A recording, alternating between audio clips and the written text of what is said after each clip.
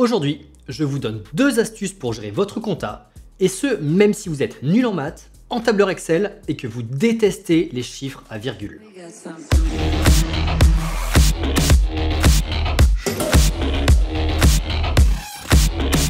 La compta, c'est chiant et compliqué. Mais si on ne le fait pas, on risque de se retrouver avec le RAID qui vient toquer à la porte à 5 h du matin. Donc, c'est important de respecter la loi et de s'y coller. Et aussi, une bonne compta, ça permet d'être plus serein. Parce que plus on sait où on en est, plus on peut anticiper. Et plus on anticipe, moins on risque de se retrouver à payer des sommes pharaoniques en fin d'année parce qu'on ne l'avait pas prévu. Dans cette vidéo, je vais vous donner 3 méthodes différentes pour gérer votre compta en fonction de votre niveau de paresse et de votre affinité avec les chiffres. Il y en aura pour tout le monde. Cette vidéo s'adresse avant tout aux graphistes, photographes et vidéastes, qu'ils soient auto-entrepreneurs ou artistes-auteurs. On va pas se leurrer, nous, ce qu'on aime faire, c'est des images bien couillues et la compta, on est un peu des branlots dans le domaine. J'ai énormément d'anciens élèves qui font n'importe quoi avec leurs sous quand ils se mettent en freelance, sous couvert du « Non mais moi, je suis un artiste, j'ai pas fait une école d'art pour m'emmerder avec les chiffres, tu comprends, je suis quelqu'un de sensible, et la forme des 4, moi je trouve ça un peu trop anguleux et agressif. » Bon, aujourd'hui, c'est à toi que je m'adresse. Suis à la lettre les conseils prodigués dans cette vidéo et tu verras, la compta, ça va être facile et tu n'auras même pas besoin de connaître tes tables de multiplication. Bon, on va commencer par poser les bases et parler de l'outil qui nous sert à gérer nos sous, le compte bancaire. Vous pouvez lire un peu partout sur internet qu'il est obligatoire d'avoir un compte professionnel pour gérer l'argent d'une société. Et c'est complètement faux. Si vous avez une société à capital comme une SARL ou une EURL, vous devez effectivement avoir un compte dédié à votre activité professionnelle. Mais pour un auto-entrepreneur individuel, c'est pas du tout le cas. Alors, il y a une exception pour les auto-entrepreneurs. S'ils encaissent plus de 10 000 € 2 années d'affilée, ils doivent avoir un compte dédié. Et j'espère que c'est votre cas, parce que si vous encaissez moins de 10 000 €, vous avez tout simplement pas de quoi vivre. Bon, ceci dit, même si c'est pas obligatoire, je vous conseille fortement d'ouvrir un compte dédié à votre entreprise, et ce, même si vous n'y êtes pas obligé. Le fait d'avoir 2 comptes va vous simplifier la gestion au quotidien, et on va voir comment plus tard dans la vidéo. Par contre, ne tombez pas dans l'arnaque des comptes dits professionnels. En général, les banques elles vont essayer de vous vendre ce type de compte-là. Un compte dédié à votre activité, c'est pas forcément un compte pro.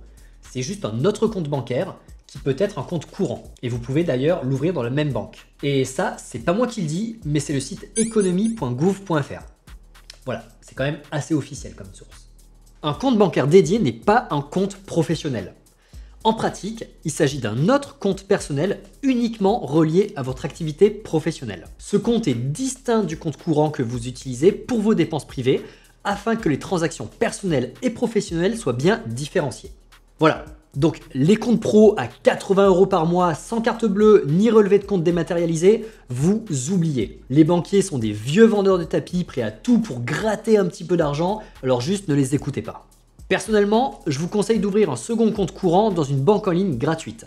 Elle le propose et c'est super simple à faire. Ça vous permettra de fluidifier les virements entre vos 2 comptes et d'avoir une vision globale de vos finances sur une seule et même application. Voilà, donc ça sert à rien d'avoir un compte courant dans une banque normale et un compte professionnel dans une banque en ligne. Ou même l'inverse, ça sert à rien d'avoir un compte courant dans une banque en ligne et un compte pro dans une banque dite sérieuse qui a pignon sur rue. Moi, ce que je vous conseille vraiment, c'est d'avoir vos 2 comptes dans la même banque en ligne. Le but ici, c'est de dissocier les dépenses pro des dépenses personnelles. Et on va voir maintenant comment on peut gérer les flux d'argent entre les 2 comptes. Quand vous encaissez des factures pro, ça va sur le compte pro. Alors, petite parenthèse, à partir de maintenant, je vais dire compte pro pour désigner le compte courant qui est dédié à votre activité professionnelle. Quand je dis compte pro, à partir de maintenant dans la vidéo, ça ne veut pas dire que je parle d'un compte professionnel vendu par les banques. Voilà, donc quand je dis compte pro, je parle bien d'un compte courant, c'est tout. Donc, quand vous encaissez des factures pro, ça va sur le compte pro. Quand vous encaissez des sous de votre grand-mère, ça va sur le compte perso. Et c'est pas plus compliqué que ça. Ce qu'il faut comprendre, c'est que toutes les transactions liées à votre activité professionnelle doivent être gérées par votre compte professionnel. Vous encaissez une facture d'un client, ça part sur le compte pro. Vous achetez un ordinateur pour pouvoir travailler, vous le payez avec votre compte professionnel. Vous devez payer un prestataire, c'est aussi le compte pro qui s'en charge. Même vos repas de midi, vous les payez avec la CB de votre compte professionnel. A contrario, toutes les dépenses perso se font via votre compte perso. Les sous que vous recevez à Noël ou à votre anniversaire, vous les encaissez sur votre compte perso. Vous faites des courses, vous les payez avec votre carte bleue personnelle. Et si vous partez aux Bahamas pour kiffer la vibe, vous utilisez là encore votre compte perso. Alors déjà, si vous faites ça, ça va vous permettre d'avoir une compta propre et de savoir où en sont vos dépenses. Alors oui, cette gestion n'est pas obligatoire pour tout le monde, mais pour moi, c'est super important de prendre les bonnes habitudes dès le début. Et puis bon, le but ici, c'est de ne pas rester auto-entrepreneur à moins de 10 000 € par an toute sa vie. Le but, ça va être d'évoluer vers d'autres statuts qui me permettent de vivre dignement et de profiter d'une protection sociale. Alors vous allez me dire, et à juste titre, ouais mais avec ce système, au bout d'un mois, mon compte perso, il est à sec. Parce que bon, c'est pas avec les sous que je reçois à Noël que je vais pouvoir vivre une année entière et payer mon loyer. Et vous avez complètement raison. Donc maintenant, ce qu'on va voir, c'est comment on peut faire basculer de l'argent d'un compte vers un autre. Est-ce qu'il est possible de se faire un virement d'un compte à un autre? Oui et non. Vous ne pourrez pas faire un virement de vos comptes perso vers un compte professionnel. Le seul moyen d'encaisser de l'argent sur votre compte pro, c'est de facturer des clients. Par contre, rien ne vous empêche de vous virer de l'argent de votre compte pro vers votre compte perso. C'est un peu comme si vous vous versiez un salaire, sauf que ça n'en est pas un. En gros, quand votre compte perso est vide, vous vous faites un virement du pro vers le perso.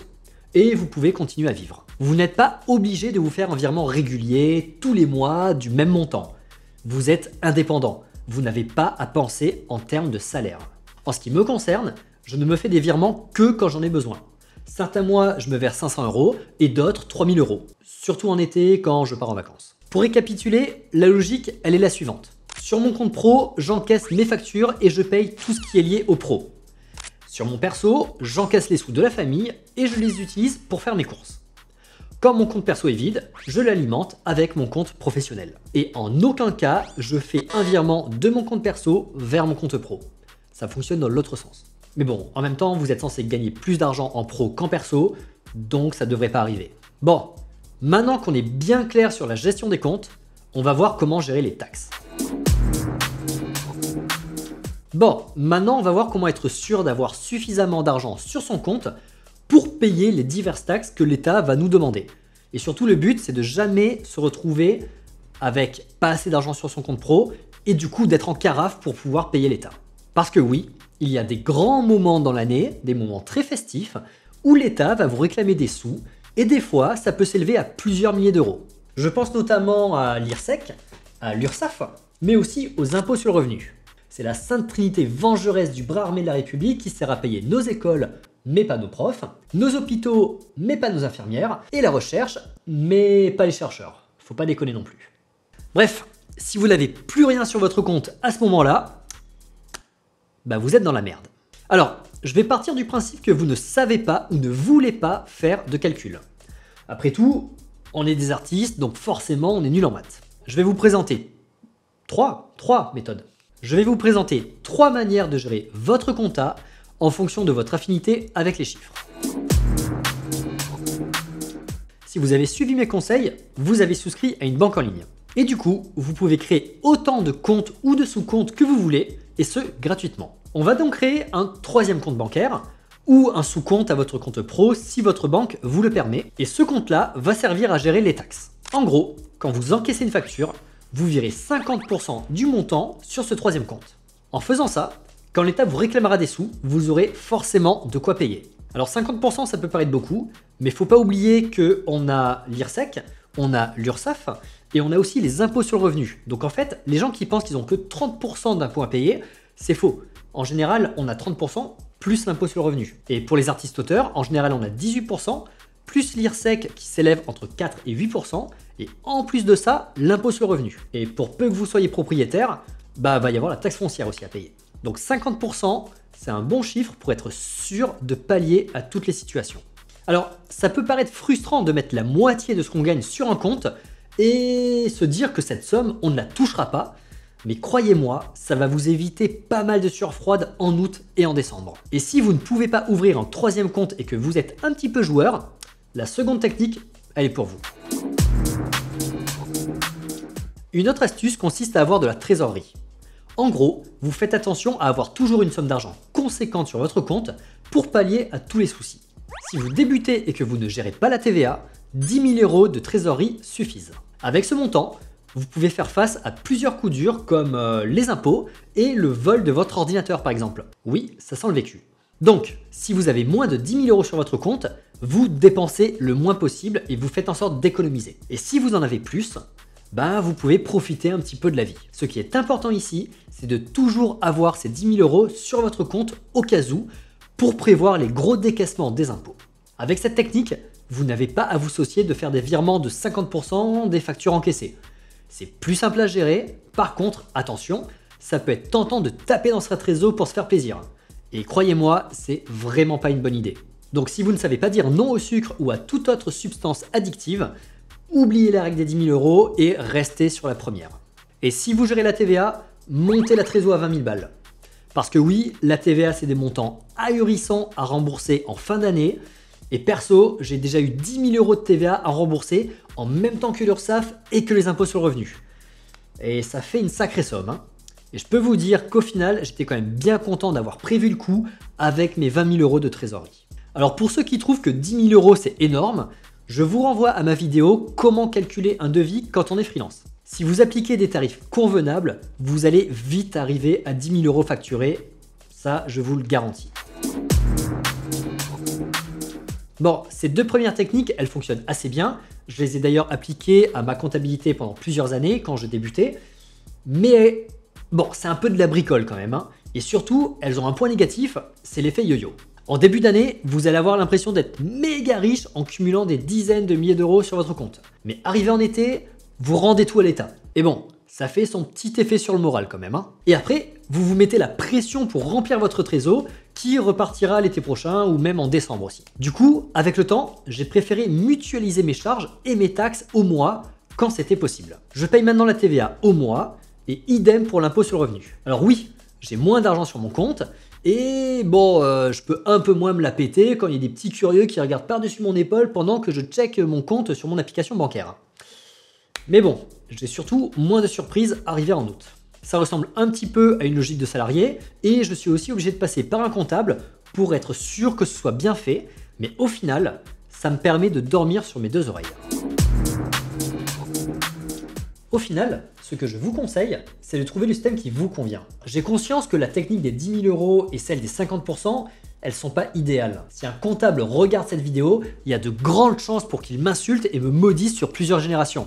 Et je m'excuse par avance pour les cauchemars qu'il va avoir à cause de moi. Mais je pars du principe qu'il vaut mieux avoir une compta un peu artisanale au début, quitte à ne pas tout comprendre, plutôt que de ne pas en avoir du tout. C'est normal de ne rien y comprendre quand vous commencez votre carrière.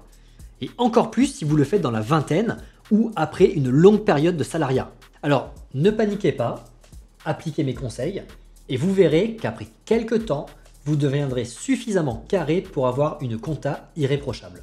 Bon, on arrive à la fin de cette vidéo.